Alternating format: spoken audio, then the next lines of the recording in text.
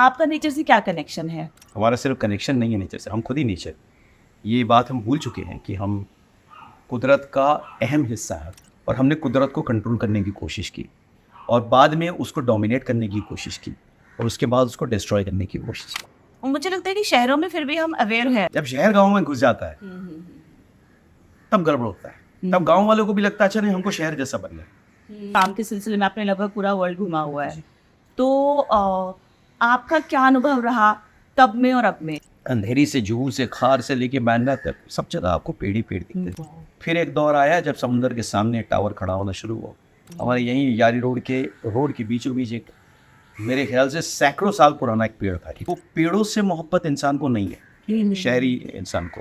उनको पेड़ दुश्मन लगते हैं, लगता है पेड़ जो हैं ये मेरा कुछ रोक रहे हैं। नहीं ना, आज के टाइम में इतनी फुर्सत भी नहीं है कि इस बारे में कोई बात करे। वही मम्मी पापा जो एनवायरनमेंट के चैप्टर पे अपने बच्चे से 10 आउट ऑफ 10 मांगेंगे, वही मम्मी पापा सबसे पहले मिट्टी के ऊपर कंक्रीट डालेंगे। वही मम्मी पापा कंक्रीट रोड चौड़ाई के ऊपर ज़्यादा ध्यान देंगे लेकिन लैंडस्केपिंग के ऊपर ध्यान नहीं देंगे।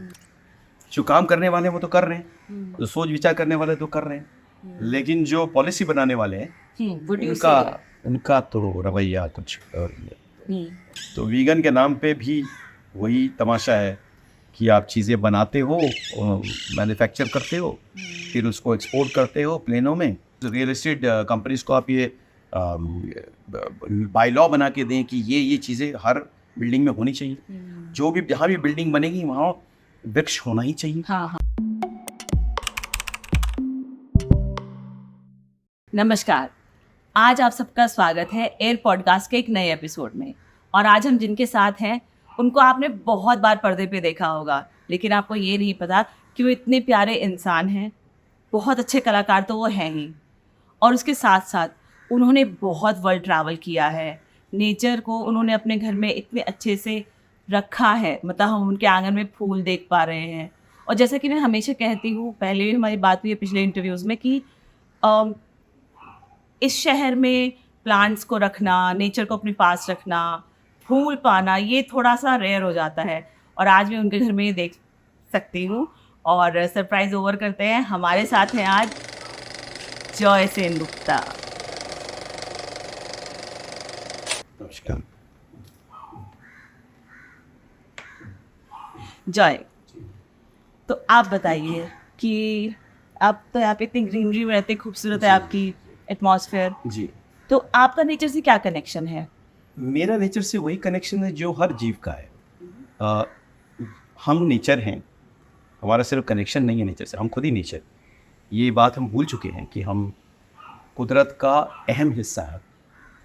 इसलिए क्योंकि इंसान बनने के बाद जब हमने अपना दिमाग का इस्तेमाल करना शुरू किया, धीरे धीरे हम सबके ऊपर होते चले गए और हमने कुदरत को कंट्रोल करने की कोशिश की और बाद में उसको डोमिनेट करने की कोशिश की और उसके बाद उसको डिस्ट्रॉय करने की कोशिश की, ये सोचकर कि उससे हमको फ़ायदा है। ये हम भूल गए कि हम भी कुदरत का हिस्सा हैं। अगर कुदरत ना होगा तो हम नहीं रहेंगे, हम रहेंगे भी तो घुट घुट के मरते हुए रहेंगे।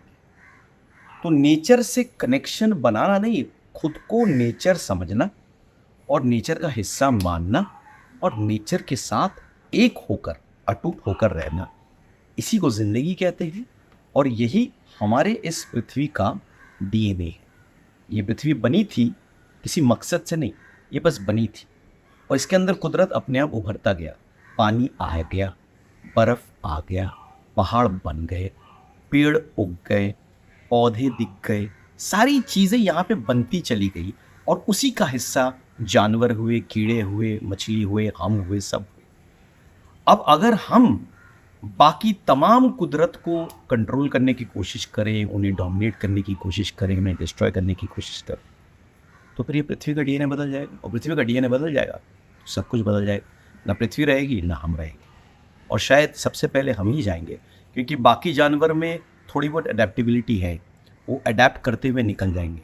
लेकिन हम जो एयर कंडीशन एटमॉस्फेयर में जीने की बहुत कोशिश करते हैं, वो ये भूल जाते हैं कि बिना पानी, बिना हवा के एयर कंडीशन में हम नहीं जी सकते। उसके लिए हमें ऑक्सीजन चाहिए, उसके लिए हमें पानी चाहिए, उसके लिए हमको एक वातावरण चाहिए। उसके बिना हम नहीं जी सकते, हम कितना भी एयर कंडीशन बना लें।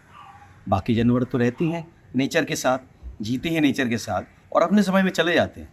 बस हम ही हैं जो अपने आप को नेचर से काटते हुए चले जाते हैं और नेचर को काटते चले जाते हैं, और इससे ज़्यादा खतरनाक हमारे लिए, पृथ्वी के लिए कुछ भी नहीं।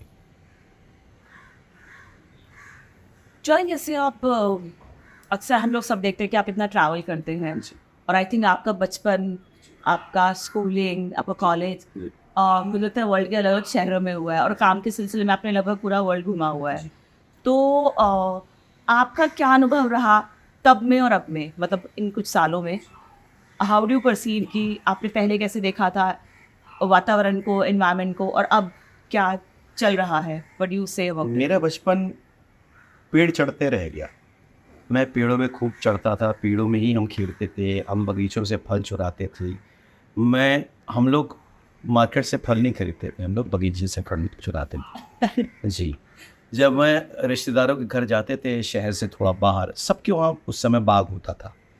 बच्चों का पूरा दोपहर कटता था पेड़ के नीचे खेलते हुए, पेड़ से फूल तोड़ के उस फूल का रस पीते हुए, अलग अलग पेड़ों से अलग अलग फल तोड़ के उसमें जो है नमक मिर्च लगा के उसको खाते हुए। तो हमारे लिए जो फल था वो कुदरत की देन थी। वो गिरता था, जामुन गिरता था, हम जामुन खाते थे, हम धोते थे और खाते थे। शहतूत गिरता था, हम उतारते थे, धोते थे, खाते थे। तो मेरा बचपन तो जैसे मैंने कहा पेड़ पे चढ़ के पेड़ से गिर के कट गया। आज आप देखते हैं कि बच्चों को पेड़ पे चढ़ना तो दूर की बात है, आपको घास भी बहुत मुश्किल से मिलता है।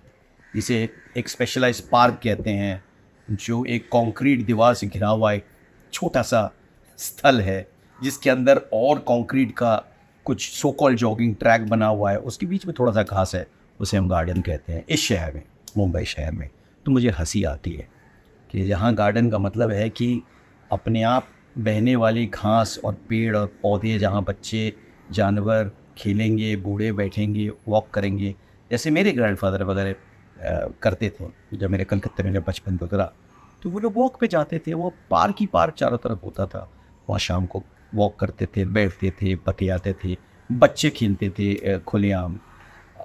उसके बाद हम दिल्ली चले गए। दिल्ली में भी बहुत हरियाली थी, पूरा का पूरा जंगल था। इधर उधर आप कहें तो किन सालों की बात? अब मैं कह रहा हूँ 70-80 के दशक की बात कर रहा हूँ। अब उन दिनों दिल्ली के कई एरियाज़ में पेड़ों पे आपको बंदर दिखते थे, मोर आपको अक्सर कई इलाकों में मोर दिख जाता था, तरह तरह की पक्षियाँ दिख जाती थी। दिल्ली से लगा हुआ था सूरज कुंड, जहाँ पे भी अपना नेचर का खेल था।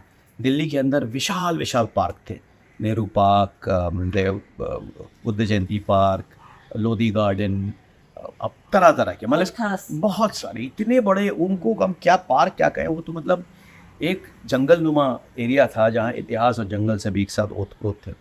तो हम तो नेचर को मतलब अब साक्षात, जिसे हमने कहा है कि हम नेचर के साथ रहते थे उस समय।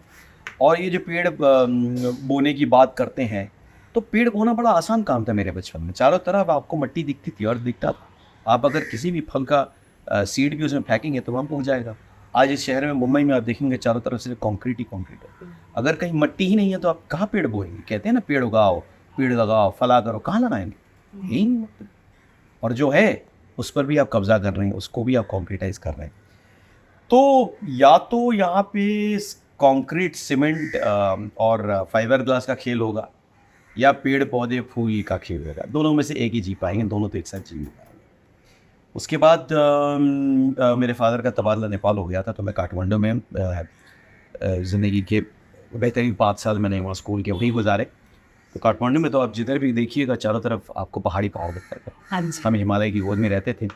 हम स्कूल जाते थे तो एक तरह से ऊंची नीची सड़कों से हम चलते हुए जाते थे, गाड़ी या बसों में नहीं जाते थे, हम चल के जाते थे 2-3 किलोमीटर।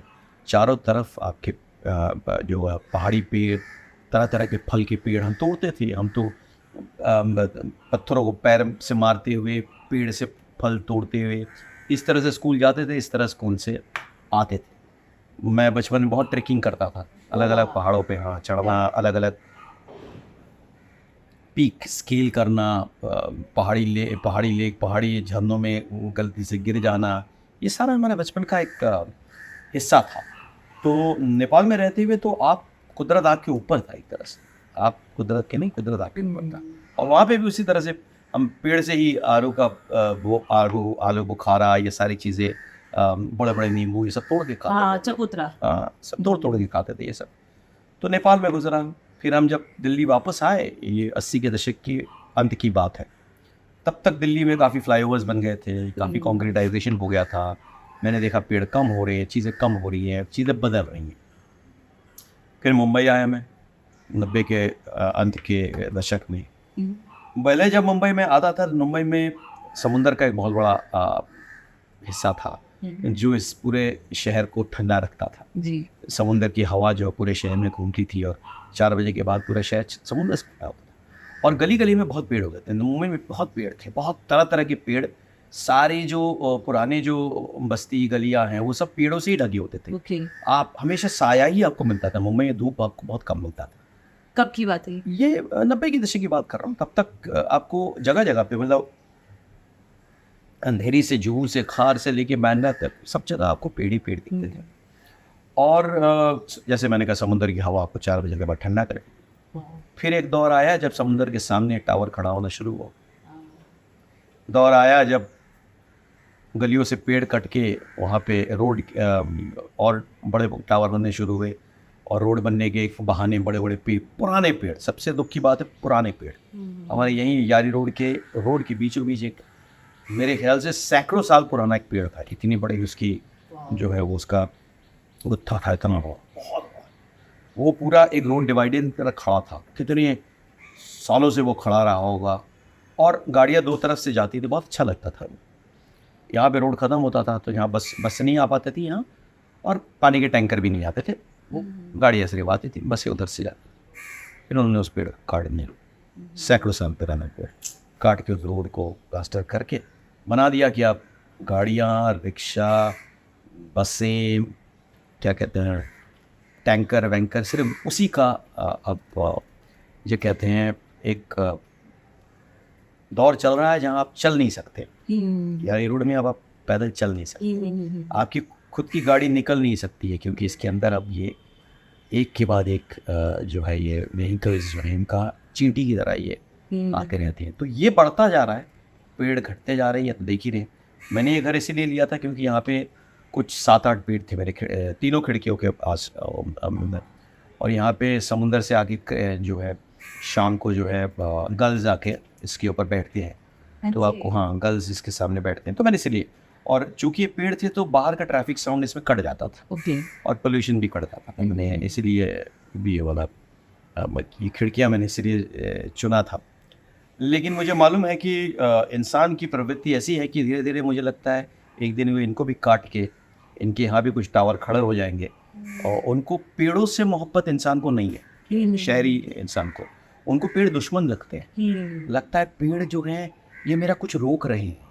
उनको पेड़ के नीचे गाड़ी पार्क करने में प्रॉब्लम है, क्योंकि पेड़ों में पक्षी बैठते हैं ना। पक्षी का कोई मलमूत्र गिर गया तो मेरा गाड़ी खराब हो जाएगा, इसलिए उसके लिए पेड़ काट दो। यानी ऑक्सीजन आपको नहीं चाहिए, आपको वहाँ पे जो पक्षियाँ बैठती हैं वो पक्षियाँ आपको नहीं चाहिए। आपको पोल्यूशन जो पेड़ ख़त्म करते हैं, पोल्यूशन जो सूख देते हैं, वो आपको उससे फ़ायदा नहीं है। आपको बस अपनी गाड़ी को जो है चकाचक रखना है, बस एक लोहे का सामान। जी, लोहे का सामान आपको रखना है। घर के शीशे सब बंद करके एसी लगाना है सबको। और उसी एसी के अंदर रहना है आपको। एक प्रकृति से कटे हुए एक मशीनी ज़िंदगी, अंदर से आप बन रहे हैं एक निस्तेज रोबोट। कोई सेंसिटिविटी नहीं, कोई सेंसिबिलिटी नहीं है। इंसान से प्यार करना बंद हो गया क्योंकि उसने प्रकृति से प्यार करना बंद कर दिया। इंसान से नफरत करता है क्योंकि वो कुदरत से नफरत करता है। आप कुदरत से नफरत करेंगे तो आप नफरती बन जाएंगे। और इसीलिए आपको चारों तरफ हर वक्त आप सोशल मीडिया भी खोलेंगे तो आपको सिर्फ नफरत दिखती है। उसका कारण ये है कि इंसान के अंदर उसकी खूबसूरती चली गई। और खूबसूरती इसलिए आती है क्योंकि आप कुदरत से कट जाते हैं। इंसान कुदरत नहीं चाहता है, इंसान कंक्रीट चाहता है, इंसान फाइबर ग्लास चाहता है, इंसान सीमेंट चाहता है, इंसान एयर कंडीशन चाहता है, इंसान गाड़ी चाहता है, इंसान कोस्टल रोड के नाम पे समुंदर को कब्जा करके ख़त्म करके उसके ऊपर अजीबोगरीब स्ट्रक्चर चाहता है। लेकिन उसको कुदरत नहीं चाहिए, उसको जिंदा दिली वाला ज़िंदगी नहीं चाहिए। उसको मटेरियलिस्टिक, बिल्कुल केमिकलाइज्ड, कंक्रीटाइज्ड, एक आर्टिफिशियल तो है ही ठीक है। बाप रे कितनी प्यारी बातें और कितनी गहरी बातें बोली आपने, सही बात है। और कहीं ना आज के टाइम में इतनी फुर्सत भी नहीं है कि इस बारे में कोई बात करेगा। फुर्सत तो है, स्कूल में एक एनवायरनमेंट पे चैप्टर्स भी होते हैं, मम्मी पापा वो होमवर्क में हेल्प भी करते हैं, लेकिन उनको कोई उससे कोई मतलब नहीं है, उससे कोई प्यार नहीं। वही मम्मी पापा जो एनवायरनमेंट के चैप्टर पे अपने बच्चे से 10 आउट ऑफ 10 मांगेंगे, वही मम्मी पापा सबसे पहले मट्टी पे के ऊपर कंक्रीट डालेंगे, वही मम्मी पापा पेड़ काटने पे को सपोर्ट करेंगे, खुश होंगे। वही मम्मी पापा कंक्रीट रोड चौड़ाई के ऊपर ज़्यादा ध्यान देंगे, लेकिन लैंडस्केपिंग के ऊपर ध्यान नहीं देंगे। वही मम्मी पापा जब टावर ढूंढेंगे तो उसमें एक पत्ता कहीं होना नहीं चाहिए, सिर्फ कंक्रीट ही कंक्रीट होना चाहिए, यही चीज़ ढूंढेंगे। फिर जब बूढ़े हो जाएंगे वही मम्मी पापा कहेंगे ओह बैठने के लिए कोई जगह नहीं है, कुछ वॉक करने के लिए कोई जगह नहीं है, वही मम्मी पापा। फिर वही मम्मी पापा गाँव वापस जाते हैं। कहाँ गाँव वापस जाते हैं, वो पैसा कमाएंगे, पैसा कमा के अब्रॉड जाएंगे और वहाँ के जाके नेचर को अप्रिशिएट करेंगे, है ना। वहाँ पे न्यूजीलैंड में जाएंगे, वहाँ नदी देखेंगे इतना साफ सुथरा, तो बोलेंगे आह क्या नदी, अपने देश में तो नदी अब ऐसे रहे नहीं। कैसे रहेगा भाई, आप नदी की पूजा करते हो और नदी को गंदा करते हो। वहाँ पे कोई नदी की पूजा नहीं करता है, उसको सिर्फ साफ रखता है, उसको इज्जत होता है। हमारे यहाँ इज्जत कम देते हैं, पूजा ज़्यादा करते हैं। पूजा का मतलब क्या, पूजा का मतलब है कि आप उसको इज्जत दो, आप उसकी रक्षा करो। हमारे यहाँ इससे कोई मतलब नहीं है, सब ढोंग और ढकोस लाएगा और कुछ। राइट। हम लोग इतना ये सब कुछ कर रहे हैं, इतना नुकसान हो रहा है जी। आजकल के बच्चे जो आपने बातें कही, आई थिंक उनको ये सुनेगा तो उनको तो एलियन होगा कि लाइक पेड़ों पे चढ़ना, ये वो, मतलब फिल्मों में ही तो देखते होंगे, सिनेमा में। वो देखिए आप जिस दौर में पैदा हो गए अब उसी दौर के हो जाएंगे। हाँ जी। अगर आप वीडियो गेम्स के दौर में पैदा हुए तो वीडियो गेम्स के हो जाएंगे, अगर आप एआई के दौर में पैदा हुए तो एआई के हो जाएंगे। जिस दौर में पैदा हुए आपके लिए वही रियलिटी है, बाकी चीज़ें जो है वो बेमायने हैं। अमेरिका में आप जाएंगे तो अमेरिका में बच्चों ने बहुत बच्चे हैं शहरों के बच्चे जिन्होंने कभी कोई जानवर देखा ही नहीं, कोई गाय नहीं देखा, कुछ नहीं, कभी नहीं देखा, क्योंकि वो शहर में वो दिखते भी नहीं है। और तो वो किताबों में पढ़ते हैं, और कोई एग्जीबिशन होता है तो उसमें क्या कहते हैं प्लास्टर ऑफ पेरिस की गाय बना के उनको समझाया जाता है कि ये गाय है, ये फला है, ढिमका है, वो एग्जीबिशन में देखते। तो यही सच्चाई है। अभी जैसे इतनी सारी चीज़ें हो रही हैं, पिछले साल मंडी में इतना बड़ा हादसा हुआ, फिर अभी सिक्किम में 2-3 दिन पहले सिक्किम में। तो क्लाइमेट चेंज का सबसे बड़ा खतरा है कि हमारे फूड पे भी, खाने के उसमें भी अटैक होगा, क्योंकि आपकी जो फसलें हैं वो फेल हो जाएंगी, क्योंकि जिस मौसम में जो फसल होती है वो मौसम अगर बदल गया तो फसल भी ख़राब हो जाएगी। आपको जो पौष्टिक चीज़ें मिलती हैं, फल वल, वो सारी चीज़ें जो आपकी बनती हैं वो इसलिए बनती हैं क्योंकि आपकी मिट्टी जीवित है। अगर उस मिट्टी को जहर से आपने भर दिया, जो आपने भर दिया है, तो उस मिट्टी में पैदा नहीं होगा। आप जिंदा है क्योंकि आपको प्योर वाटर चाहिए, जो ग्राउंड वाटर कहते हैं। ग्राउंड वाटर को अगर आपने पूरा ख़त्म कर दिया, उसको पेप्सी और कोक बनाने में आपने ज़ाया कर दिया, या उसके ऊपर आपने केमिकल डाल के उसको ख़त्म कर दिया, तो आप ख़त्म हो गए। तो फिर आप बड़े बड़े कंपनीज के फ्रॉड बोतल वाली पानी पी के जिए, और उस वाटर को कहा जाता है हिमालयन वाटर। जी, वही मज़ेदार तो वही है ना, स्प्रिंग वाटर। जो पानी हमारे यहाँ बहता था और आप पी सकते थे, वो पानी को आपने ख़त्म कर दिया। अब आप कुछ लोग बोतल में भर के अमीरों को मिनरल वाटर पिलाते हैं और हमको सोकल प्यूरिफाइड वाटर पिलाते हैं। वो भी प्योर है कि नहीं किसी को पता नहीं, लेकिन चूंकि प्लास्टिक के बोतल में बिकता है तो लगता है कि अच्छा होगा, जिसमें कि माइक्रो प्लास्टिक जाता है और it causes of many of the dangerous disease, beat whatever. 100%। हमें यहाँ तो हर कुछ ऐसा मिलता है ना कि कार्बाइड होता है, उसमें हाइब्रिड होता है। यहाँ मोस्टली सारे फलों को ऐसी नेचुरल प्रोसेस तो खत्म ही हो गया मास प्रोडक्शन के चक्कर में। यहाँ पे मास प्रोडक्शन, यहाँ पे भी इंडस्ट्रियलाइजेशन, यहाँ पे भी पूंजीवाद आ जाता है ना, वहीं पे कुदरत का सत्यानाश हो जाता है। पूंजीवाद का सबसे बड़ा नर्क यही है कि वो हर चीज़ को एक इंडस्ट्रियल धरातल पे देखता है और हर चीज़ को मास प्रोडक्शन के धरातल पे देखता है, हर चीज़ को प्रॉफिट के धरातल पे देखता है। वो ज़िंदगी के धरातल पे नहीं देखता है, वो ज़िंदगी को मानता भी नहीं है और जानता भी नहीं है, उसको हर चीज़ में मुनाफा चाहिए।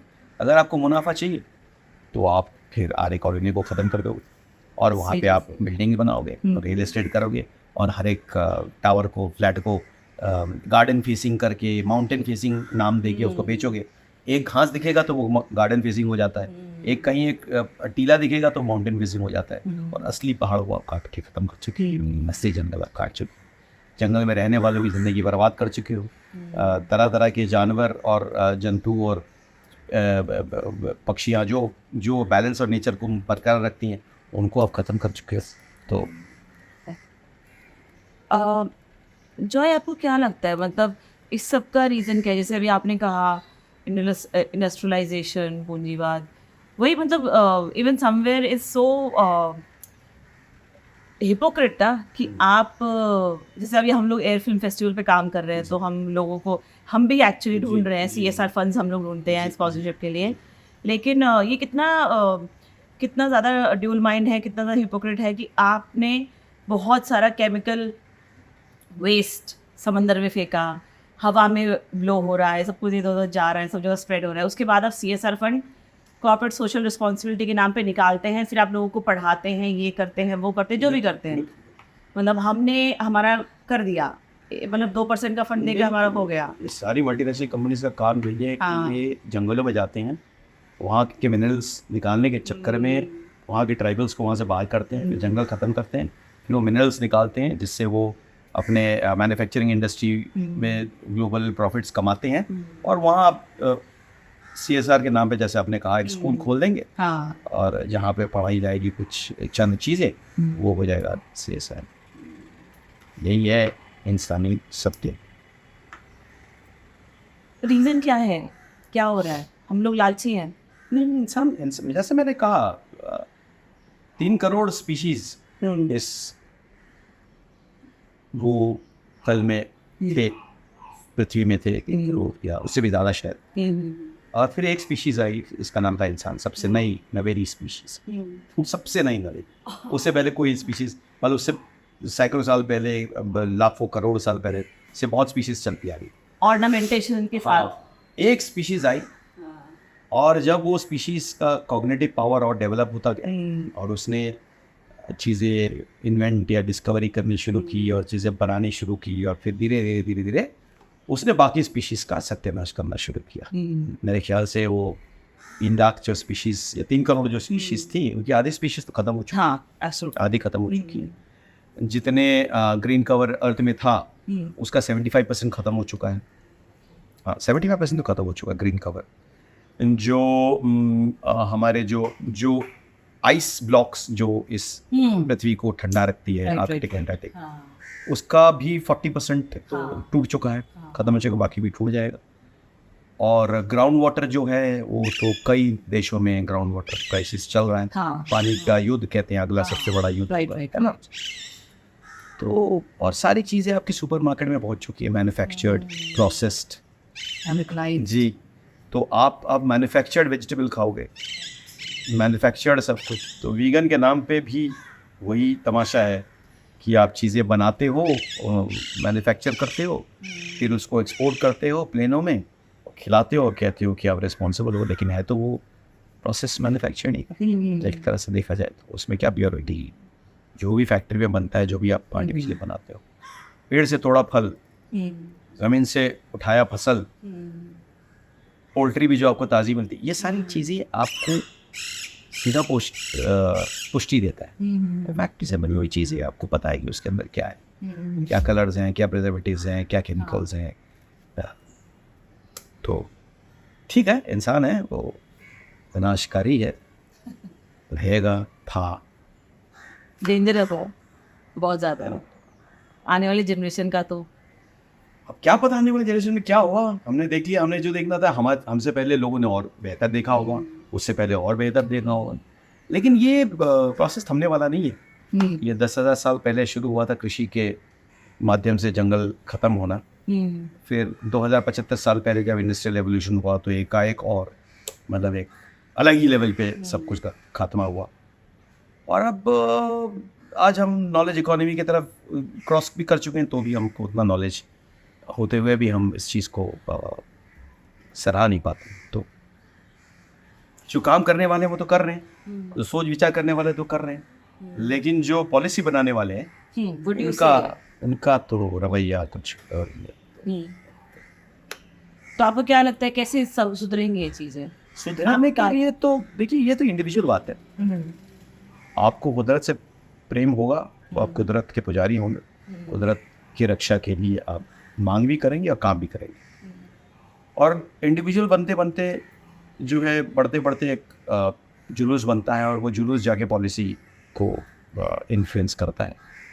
लेकिन हम लोग उल फजूल के मुद्दों पे ज़्यादा जुलूस बनाते हैं और सबसे बेसिक मुद्दा जो है वो कुदरत, एनवायरनमेंट, क्लाइमेट, उस पर बहुत कमी निकलता है, उसको लेकर कमी चिंतित होते हैं।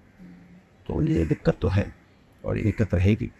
मुझे नहीं लगता इसका इजी सोल्यूशन है, सिवाय इसके कि पॉलिसी मेकर्स अपने अपने स्टेट, नेशन, एरियाज़, रीजन्स में कुछ सख्ती की पॉलिसी बनाएं और ऑल्टरनेटिव भी तैयार करें। समझ लीजिए कि आप प्लास्टिक बैन करते हैं, होना ही चाहिए, लेकिन ऑल्टरनेटिव क्या आप तैयार कर रहे हैं? आपको तैयार करना लोग तो ऑल्टरनेटिव यूज़ नहीं कर पाएंगे, तो ऑल्टरनेटिव तैयार कौन करेगा? वो आपकी पॉलिसी तैयार करेगी। क्या आप जूट यूज़ करेंगे, क्या आप कॉटन यूज़ करेंगे, क्या आप हेम्प फ्लूइड यूज़ करेंगे? तो पॉलिसी मेकर्स की है। अगर आप पेट्रोल बैन करते हैं तो पेट्रोल का ऑल्टरनेटिव आपको देना पड़ेगा, जो कि है, लेकिन ऑल्टरनेटिव आपको प्रोवाइड करना, हाँ, प्रोवाइड करना पड़ेगा। अवेलेबिलिटी नहीं ना उतनी, तो सारी चीज़ों के ऑल्टरनेटिव्स आपको प्रोवाइड करना है और ऑल्टरनेटिव वही होना चाहिए जो कुदरत पे वार न करे। हाँ, ये ऑल्टरनेटिव आप इसी मुंबई में देख लीजिए, क्लाइमेट के बारे में लोगों को समझ है, लेकिन क्या पॉलिसी बनाई कभी जहाँ रियल एस्टेट के मैन्युफैक्चरर्स, रियल एस्टेट कंपनीज को आप ये बाय लॉ बना के दें कि ये चीज़ें हर बिल्डिंग में होनी चाहिए, जो भी जहाँ भी बिल्डिंग बनेगी वहाँ वृक्ष होना ही चाहिए, वहाँ गार्डन होना ही चाहिए, वहाँ पे आपका रिसाइकलिंग यूनिट होना ही चाहिए, आपके वहाँ पे वाटर रिसाइकलिंग होनी चाहिए, सोलर पैनल, आपका सोलर पैनल्स होना चाहिए, आपका क्या कहते हैं गार्बेज पिट होना चाहिए, उसके बाद आपका क्या कहते हैं रेन वाटर टैंक। जिस शहर में सबसे ज़्यादा बारिश गिरती है सब शहरों से, वहाँ कितने बिल्डिंग में रेन वाटर टैंक नहीं है? रेन वाटर टैंक हो तो आपको फिर पानी की टंकी की क्यों ज़रूरत है?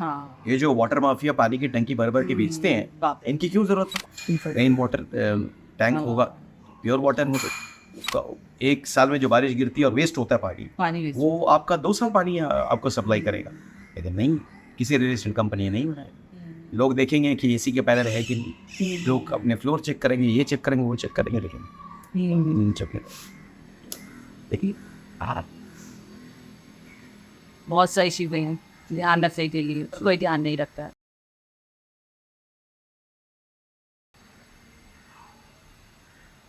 हाँ, चिंता का विषय तो बहुत ज़्यादा है। हम भी उसी पे सोच रहे हैं कि हाँ, लोगों से बात करें, लोगों तक ये बात पहुँचे, शायद लोग 1 मिनट दे के सोचे जी कि कुछ तो, हाँ, मतलब ये भी है।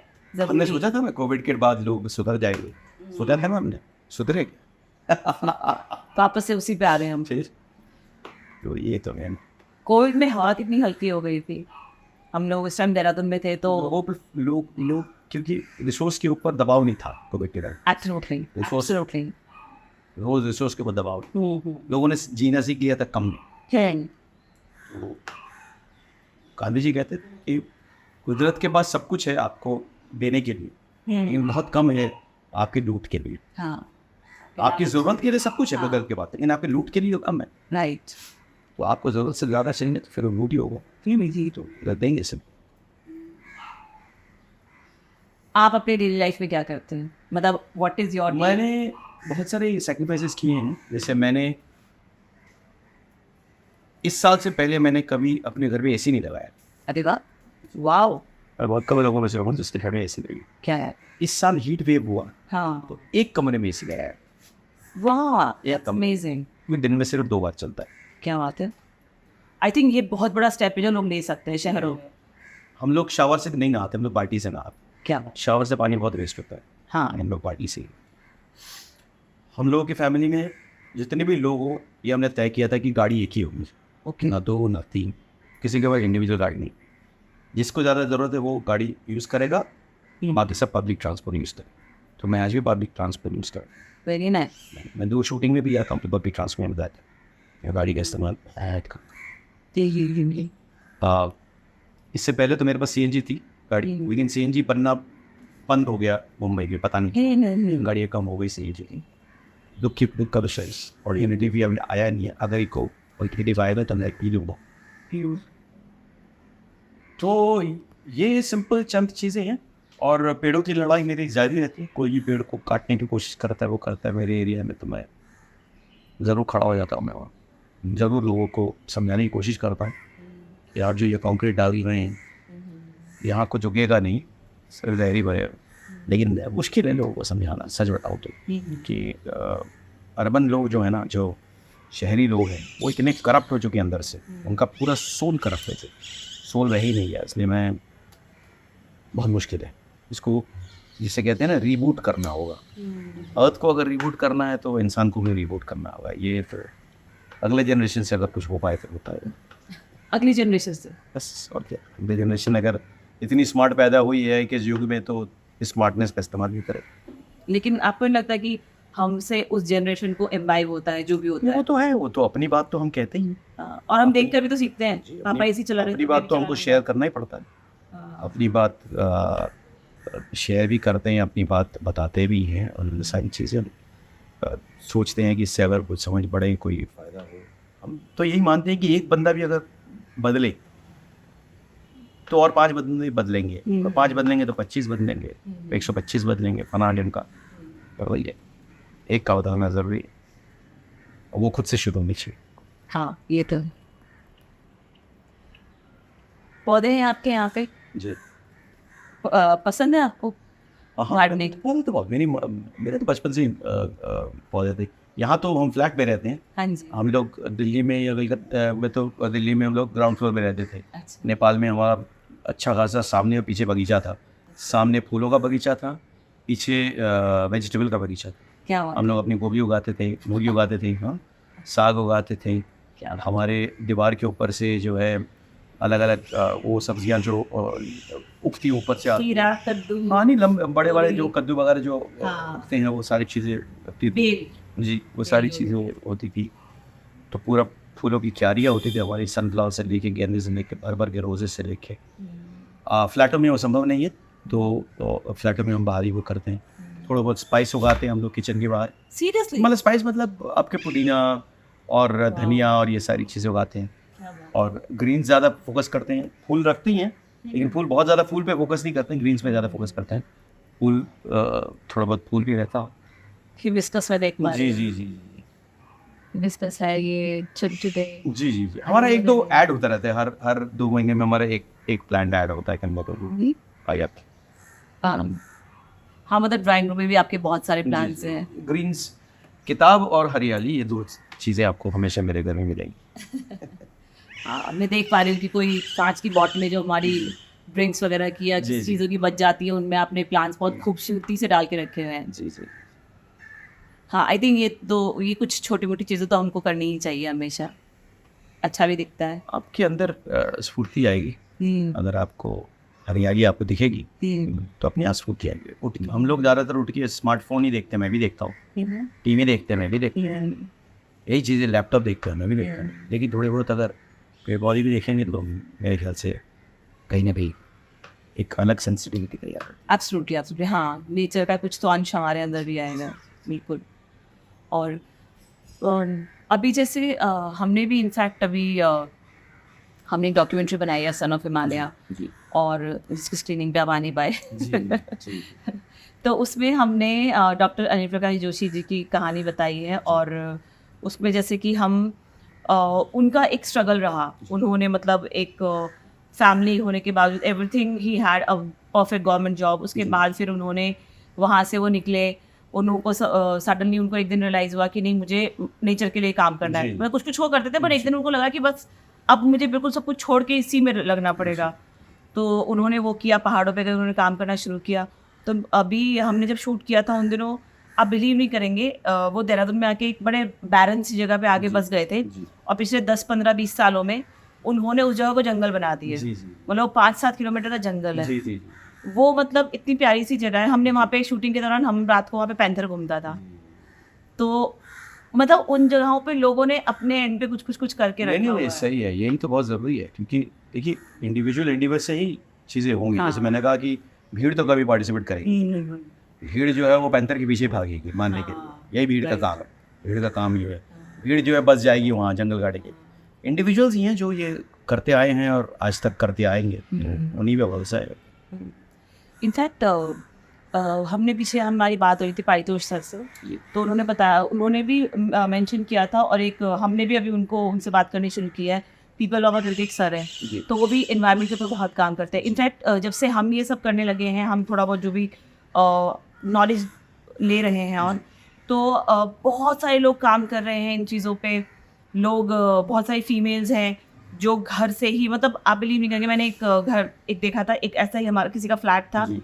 उस बंदी ने घर पे बहुत सारी सब्जियां उगा रखी हैं इन्हीं जगह पर, जी। दे ईट दैट ओनली। जी जी ऊपर छत पे टेरेसेस बना जी, रखे जी, हैं। जी। और हमारी एक दोस्त हैं, और वो मालती है उनका नाम, और जी। वो एनवायरनमेंट पे पेंटिंग करती जी। हैं। मतलब उन्होंने जानबूझ के, मतलब कि मैं सिर्फ एनवायरनमेंट पे पेंटिंग करूँगी, जी। उन्होंने एग्जीबिशंस कर रही हैं कि मतलब लोग एनवायरनमेंट को समझे, जी, कुछ जी, करें।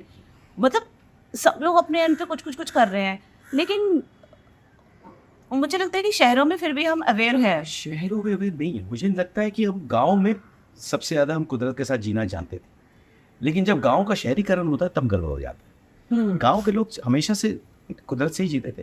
कुदरत के बिना तो उनका फसल नहीं होगा, हाँ, कुदरत के बिना उन पेड़ के बिना वो वैसे भी जी नहीं पाएंगे। हाँ। जंगल के ट्राइबल्स बिना जंगल के जी नहीं पाएंगे। तो ये तो कुदरत से जुड़े हुए हैं, कुदरत भी रहा।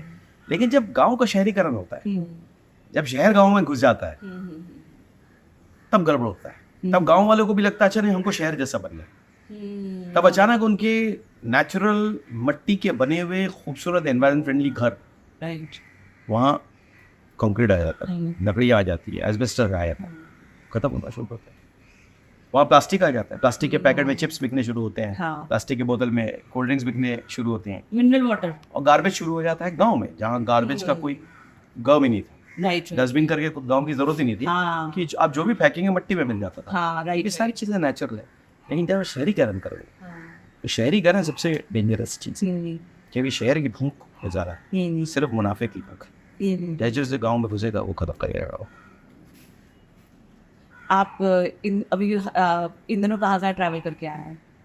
कोई ऐसी याद जो आपको लगा हो कि वो शहर में मुझे बहुत अच्छा लगा? नहीं मतलब शहर तो देखिए दुनिया भर में अगर आप जाएंगे तो बहुत सारे देशों में एनवायरनमेंट और क्लाइमेट को लेके एक अच्छी सोच समझ बनी। नहीं।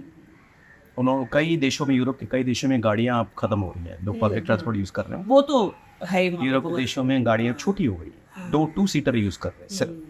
लोग साइकिलिंग कर रहे हैं, साइकिल करके ऑफिस जा रहे हैं, साइकिल करके बाजार जा रहे हैं।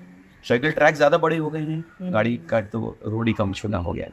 पब्लिक ट्रांसपोर्ट जो छोटे छोटे जो आपका ट्रैम जैसी चीज़ें यूरोप में आपको ज़्यादा देखेंगे, लोग चलना ज़्यादा शुरू।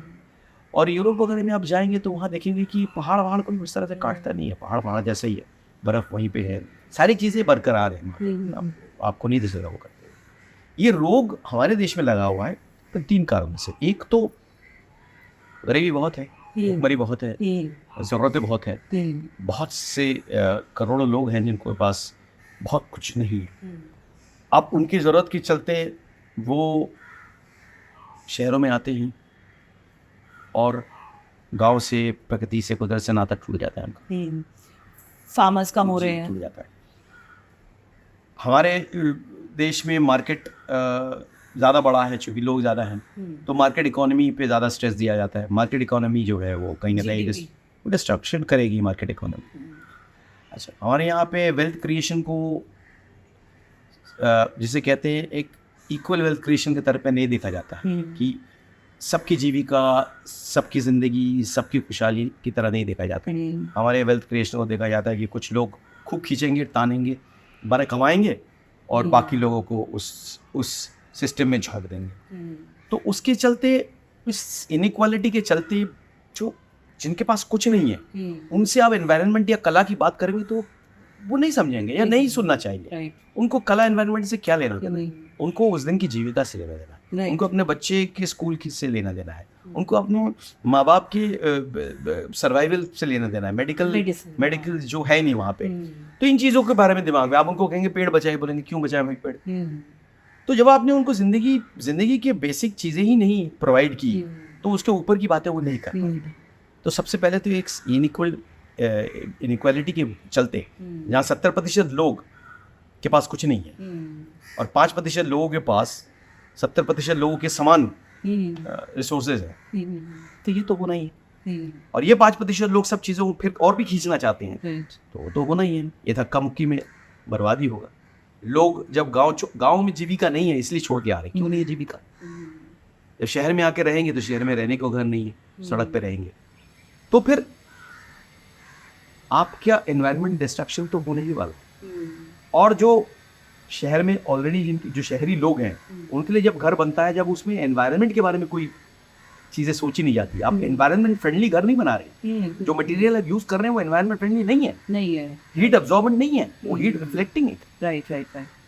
उसमें कहीं पे ये सोच नहीं लगाई जाती है कि वो मटेरियल से बना है जिससे जो हीट को अब्सॉर्ब करे और कूल करे। कहीं पे वेंटिलेशन का कोई सिस्टम नहीं बनाया जाता, सेंट्रली कूल्ड के ऊपर जाया जाता है। दुबई की तरह शीशे से मुड़े हुए ऑफिसेज बन रही हैं। ऑफिसेज में चारों तरफ से शीशे। ये दुबई है क्या? ये डेजर्ट है क्या? नहीं। जो आप बना रहे हैं ये ह्यूमिड शहर है। तो आप ये क्यों कर रहे हैं? कोई वेंटिलेशन का कोई सोर्स क्यों नहीं है? और आप जितना सेंट्रली कूल्ड, जितने बड़े बड़े एसी ला देंगे वो एसी उतनी गर्मी बाहर फेंकेगी, तो वो सारी गर्मी शहर के बीचों बीच आके इकट्ठा होगी, खत्म। आप जितना समुद्र को सुखा देंगे और सुखा के ये सब बनाने की कोशिश करेंगे, समुद्र उतना दूर होता जाएगा आपसे। तो रोड की चौड़ाई के लिए पेड़ काटना, अब रोड की चौड़ाई अपनी जगह है लेकिन पेड़ की अपनी जगह है। आप दोनों को बैलेंस कीजिए ना। आप धड़ाधड़ काट के सिर्फ रोड चौड़ाई पे जा रहे हैं क्योंकि आपको गाड़ियाँ ज़्यादा बेचनी है, गाड़ियाँ ज़्यादा यूज़ करनी है। क्यों? एक्चुअली इन साथ ये तो बहुत ज़्यादा ना क्या बोलेंगे, एक ग्रीडीनेस की, ये जैसे आपने बोला कि आपकी फैमिली में आप लोग एक ही गाड़ी यूज़ करते हैं, लेकिन आप अगर अभी इन्हीं जगहों पे हम देखेंगे तो एक घर में 4 मेंबर होंगे लेकिन 6 गाड़ियाँ हैं। और ये है कि मैं आज ये लेके जाऊँगा, फादर की अपनी गाड़ी, मदर की अपनी गाड़ी, बेटे की अपनी गाड़ी, बेटी की अपनी गाड़ी, सबकी अपनी गाड़ी, और फिर शौक के लिए एक जने की 2-2 3-3 गाड़ियाँ। हाँ राइट, हेलो शौक। हेलो शौक, फिर तो सांस भी नहीं रहेगी। इनफैक्ट मैं यहाँ पे एक जिक्र करना चाहूँगी, उत्तराखंड में डॉक्टर जयंत प्रकाश जोशी के इनिशिएटिव्स के कारण अभी उन्होंने एक इनिशिएटिव दिया है पिछले साल, जिसमें बहुत समय से काम कर रहे थे, लेकिन now Uttarakhand government have taken it over and they are implemented from this year. वो ये है कि लाइक जीडीपी हम जीईपी कैलकुलेट करेंगे, gross environment product, which is ये आपकी एयर, वाटर, सॉइल, जंगल, इनकी जो क्वालिटी है कितनी डिक्रीज हो रही है, कितनी ख़राब हो रही है, इसको आप इवैल्यूएट करेंगे। अगर आपको लगता है कि बहुत नुकसान है तो आप उसको फिर कंपनसेट करते जाएंगे। ये उत्तराखंड गवर्नमेंट ने अडैप्ट कर लिया है। हमारे चीफ मिनिस्टर धामी सर, उन्होंने इस चीज़ में बहुत सीरियसली इस चीज़ को लिया और अब उत्तराखंड गवर्नमेंट इस पिछले साल से ये कर रहा है। तो इस तरीके की पॉलिसी पहले तो ख़त्म कर दिया आपने, जो है पिलग्रिमेज के नाम पे जिस तरह से पहाड़ काटे, जिस तरह से नदियों को हाइड्रोलिक प्रोजेक्ट के नाम पे सुखाया, डायनामाइट से डाइवर्ट किया, जिस तरह से आपने अनगिनत होटल और चीज़ों को बढ़ने दिया, जहाँ पे नेचर रिच होना चाहिए था, पिलग्रिम्स नेचर के बीच से जाएंगे, वहाँ आपने कॉन्क्रीटाइज करके, पहाड़ काट के, पानी सुखा के वो कर दिया। तो अब चीज़ों को टर्न करना बहुत मुश्किल है। आप अपने पैरों में एक बार कुल्हाड़ी मार देंगे तो पैर कट गया। राइट। तो उत्तराखंड में जो इतने बस हुआ 2-3 बार ये जो सारी चीज़ें हुई, तो कारण क्या है कि आपने एक जो रूट है उस रूट को के नाम, रूट में पिलग्रिमेज के नाम पे आपने जिस तरह से अनइवन और कंक्रीट विस्तार किया है, वो प्रेशर किस पे आ रहा है? एब्सोल्युटली उसी पहाड़, उसी नदी पे आ रहा है ना, तो वो तो खत्म हो गया ना। जब वो खत्म हो, नेचर जब आपको हिट करती है तो आपको कोई आपके लिए केयर नहीं करेगी। नेचर सोचते नहीं, नेचर आपको खत्म कर देगी। तो अभी सोच, ठीक है, अच्छी बात है, आपने सोचा ज़रूर है, लेकिन उसके बाद आप कहीं और कुछ बढ़ने देंगे और फिर उसके बाद कहेंगे अच्छा अब हम पॉलिसी बनाएंगे। ऐसा क्यों? आग लगने के बाद क्यों आप आग की पॉलिसी बनाएंगे? Very true. पेड़ काटने के बाद क्यों आप पेड़ बचाने की पॉलिसी बताएंगे? काटे ही मत पहले।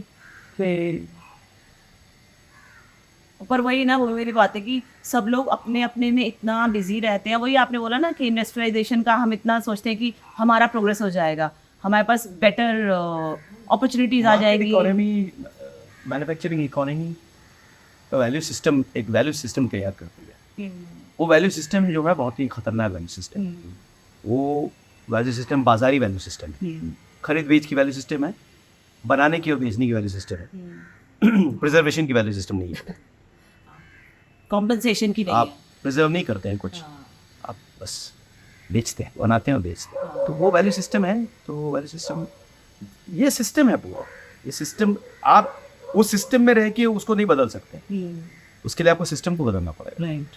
आपके अंदर उस तरह का समाज तैयार करना पड़ेगा जिसको हम वेलफेयर सोसाइटी कहते हैं। यहाँ सबका भला हो और सबके अंदर वो सोच हो, सबके बारे में सोचे, और साथ में जहाँ आप रह रहे हैं उस जगह के बारे में भी सोचे, तब जाते रहेंगे। आपको क्या लगता है हमारी आने वाली जनरेशन्स को क्या ऐसे, जैसे अभी ये बातचीत बहुत सारे बच्चे, यंग जनरेशन के लोग भी सुन रहे होंगे, आपको क्या लगता है कि आप उनसे क्या कहना चाहते हैं कि वो क्या कर सकते हैं? मतलब as a senior what you want to kind of tell them, suggest them?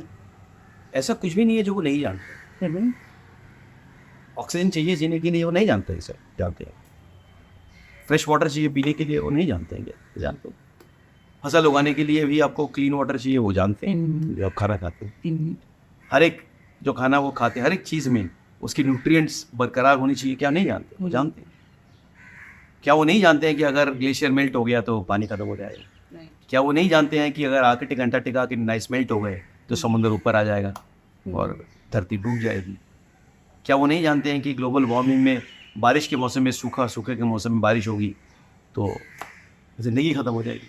वो सब जानते हैं, लेकिन जानने के बाद करते क्या है, वो इम्पोर्टेंट है। मैसेज देना तो सबको आता है, मैसेज देने में कुछ बड़ी बात नहीं। अमन करना सबसे इम्पोर्टेंट बात। आप जानते हैं तो उस पर अमन कीजिए, सोचिए, अपने घर से शुरू कीजिए, अपने माँ बाप को सिखाइए, अपने दादा दादी को सिखाइए, अपने आने वाले बच्चों को सिखाइए, अपने पड़ोसी को सिखाइए। लड़ी तो सिखाइए, वो नहीं होना चाहिए। वेल, हम भी कुछ ऐसा ही मतलब बहुत एग्रेसिव तो नहीं कहेंगे हम, लेकिन इस ऑनेस्टली इस डॉक्यूमेंट्री के बनने के दौरान वो जो हमारा 2-3-4 साल की जो हमारी रिसर्च जर्नी रही, हमें उन दिनों ये फील हुआ और महसूस हुआ कि बहुत काम करने की ज़रूरत है, बहुत कम हो रहा है। तो अगर हम 0.0001% एक करेंगे तो शायद 1% का कुछ होगा। तो इस ही मिशन के तहत हमने एक छोटा सा इनिशिएटिव लिया है। हमने ये एयर फिल्म फेस्टिवल करने का सोचा है, जिसमें कि हम ये चाहते हैं कि पूरे ऑल ओवर द वर्ल्ड से लोग जुड़े, वो कंटेंट बनाए, फिल्म मेकर्स हों, फिल्म मेकर्स नहीं भी हों, जैसे आजकल तो सब लोग कुछ ना कुछ बना ही लेते हैं अच्छा कंटेंट, तो वो बनाए और हम तक भेजे। उस पर एनवायरनमेंट की कोई भी बात हो, और उसके बाद हमारा ना ऐसा नहीं रहेगा कि झारखंड के एक गांव से एक बच्चे ने हमको एक बॉक्स मोबाइल से एक वीडियो बना के भेजा है, तो we will not consider it, we will give him as much as respect which is there for the aerial एक्सा। हमारा वो सोचना है। तो हम चाहते हैं कि आप हमारे नए फिल्म मेकर्स को एक अच्छा सा मैसेज दीजिए कि वो कंटेंट बनाएं एनवायरनमेंट के ऊपर। और आपका क्या कहना है कि सिनेमा या आर्ट इसमें क्या कंट्रीब्यूट कर सकता है? आपको इस बारे में कैसा लगता है या क्या होना चाहिए? कोई भी आर्ट का मेन मुद्दा तो यही होता है कि वो अपने परिवहन की बातें करे, अपने परिवेश की बातें करे, अपने समाज की बातें करे, अब जिस दुनिया में वो रह रहे हैं उसकी बातें करे, जिस समय में वो रह रहे हैं उसकी बात करे। आर्ट का यही मुद्दा, यही उद्देश्य होता है कि वो बात करे, जो चीज़ें हमें चिंताजनक है वो उसके बारे में बात करें, जो चीज़ें हमें डराती हैं उसके बारे में बात करें, जो चीज़ें हमें खुश करती हैं उसके बारे में बात करें। तो परिवेश और समाज के लिए सबसे अहम मुद्दा तो पर्यावरण है। उससे बड़ा मुद्दा तो ना था, ना है, ना रहेगा। पर्यावरण बचेगा तो बाकी मुद्दे उभरेंगे। तो पर्यावरण के ऊपर अगर आपको फिल्में बनानी हैं तो बनाइए, इंसानियत झलकाइए, समझ सोच दिखाइए, नए आइडियाज़ शेयर कीजिए और जिस भी तरीके से कीजिए, संगीत के ज़रिए कीजिए, नृत्य के ज़रिए कीजिए, इमेजेस के ज़रिए कीजिए, कथा के ज़रिए कीजिए, जैसे भी कीजिए और अपनी बात को ज़्यादा से ज़्यादा लोगों तक पहुँचाएं। और आप ये सारी बातें, बहुत सारी बातें, अब क्या बात बाकी है? हाँ, अब तो खैर बातें तो ऐसी हैं कि जितना भी करो कम है। और आई रियली होप कि हम ये जो बातें कर रहे हैं, ये बातें सुन के लोगों को ये समझ में आए और शायद किसी एक का भी ज़रा सा दिमाग में कुछ आए तो हम सक्सेसफुल हैं। हम दोनों सक्सेसफुल हैं, हम तीनों सक्सेसफुल हैं। वो तो काम करेगा। हाँ जी, है। उसका तो जो कर्मयोगी है वो तो करता है। कर्मयोगी कभी काम से वो करता नहीं। जिसकी सोच स्वच्छ है वो अपनी सोच से दूसरों को इन्फ्लुएंस भी करेगा। वो तो है ही अपनी बात, सही है। तो उस आगे क्या होगा वो देखा जाए। हाँ, कुछ और समय बाद हम कुछ और बात करेंगे। जी। अगर हमें दिखेगा कि कुछ फर्क पड़ा है, अच्छा हुआ है। आपसे बात करके बहुत अच्छा लगा। और इनफैक्ट पिछली बात जैसे हर किससे मिलके एक अलग इंसाइट मिलता है, आपसे बात करके एक अलग ही हम लोगों ने एक टैंजेंट को टच किया और मुझे लगा कि शायद हमने एक डिफरेंट तरीके से इस मुद्दे के बारे में सोचा या बात एक लाइट पड़ी उस मुद्दे पे। तो thank you so much Joy, आपका बहुत बहुत शुक्रिया, आपने हमें इतना टाइम दिया। और एयर फिल्म फेस्टिवल और एयर पॉडकास्ट की तरफ से जॉय को बहुत बहुत थैंक यू। आप सबको बहुत बहुत थैंक यू जो ये देख रहे हैं, जो ये समझ रहे हैं। आई थिंक अगर आप ये देख भी रहे हैं तो भी शायद आप कंट्रीब्यूट कर रहे हैं, आप बदलना चाहते हैं। तो सिर्फ आपसे ये रिक्वेस्ट है कि आप बदलिए, अपने आसपास वालों को बदलिए। और जैसा उन्होंने कहा कि शायद सबसे पहले यही है, अगर हम सांस नहीं ले पाएंगे तो हम बिल्डिंग का, पैसे का, गाड़ी का क्या करेंगे या किसी भी चीज़ का क्या करेंगे जब हम सांस ही नहीं ले पाएंगे, पानी ही नहीं पी पाएंगे। और आने वाली जनरेशन्स को भी इससे बहुत प्रॉब्लम होगी। तो आज air film festival air podcast की तरफ से मैं जॉय और अद्वितीय रे आपके लिए आज के लिए साइनिंग ऑफ। Thank you.